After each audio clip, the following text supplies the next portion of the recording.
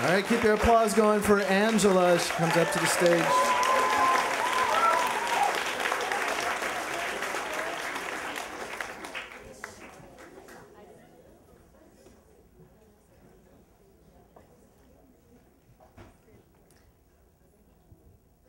Okay. So he found me, and I was nervous. It was Ryan. And it was Wednesday, and there were 2 days left before I was going to leave this office in another state that I'd been detailed to, and I'd been there for several weeks.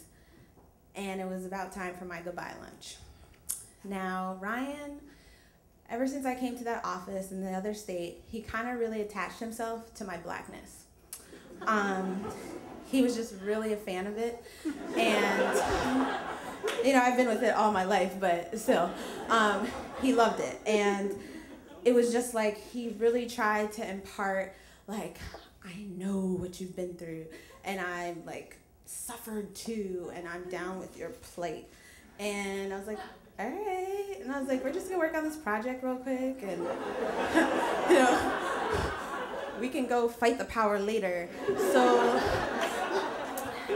the thing is that Ryan not only tried to show me through conversations about his Cambodian Malaysian wife and his mixed baby, his words, not mine. And but it wasn't just that he wanted me to join his diversity club. He wanted me to join his diversity diners club, where he was the club president and I was the vice president, of course.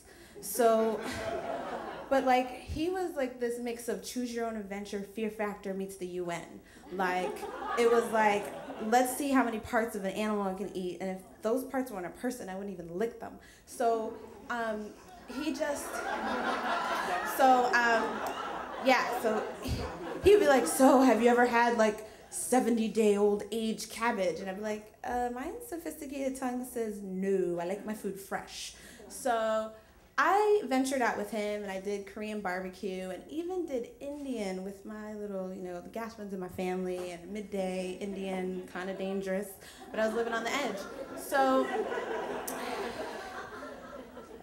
and he further tried to like tell me all about his diversity through food. And he would, it was like through his food and through his, fanaticism about food and culture, he became like Gandhi in his eyes.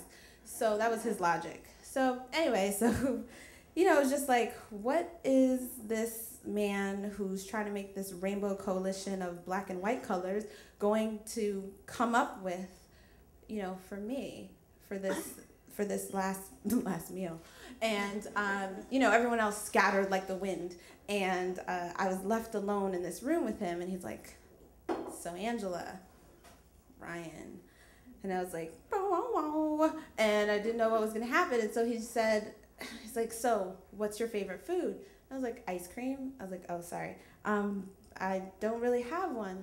So he's like, no, you must. And I was like, as if like the sounds of the motherland were supposed to be beating in the background to like come up with this answer for him. And he was like, no, really, what are you in the mood for? And I was like, well, I'm kind of feeling Italian. Like, I'm like a gnocchi right now. I can spell it too.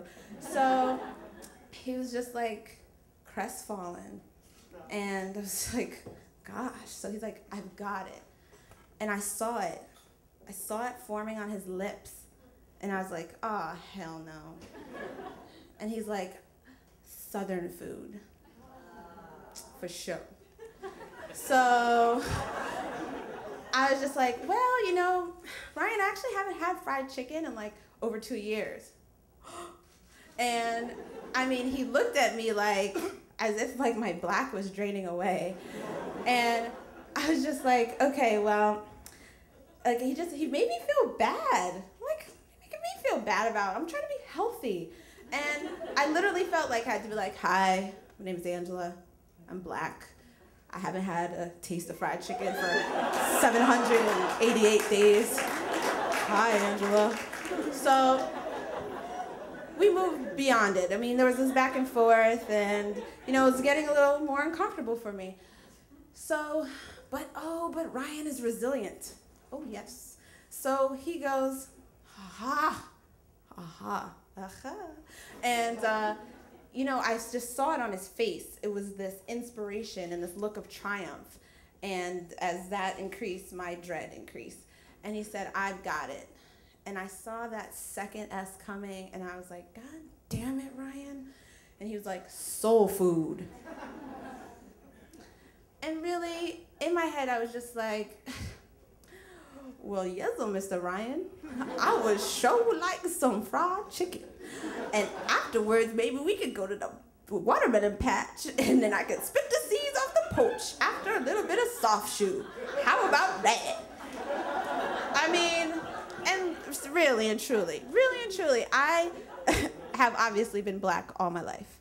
And, you know, it's just, I've dealt with so many different things, whether, you know, at 6, I was called the N-word by a grown man, whether people didn't want to date me or know me just because of my skin, whether I'm walking out of the shower and this girl looks at my shower caddy and is like, you can use herbal essences?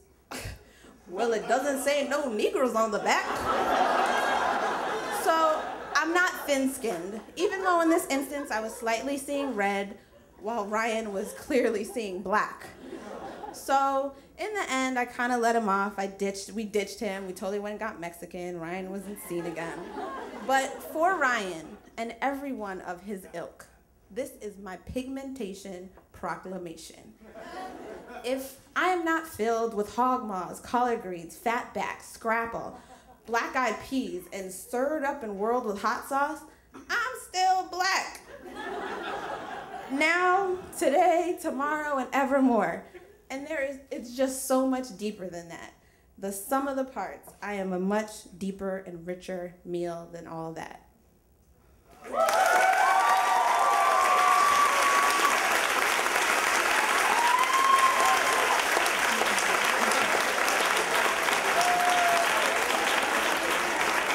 Love her. Big round of applause for Angela.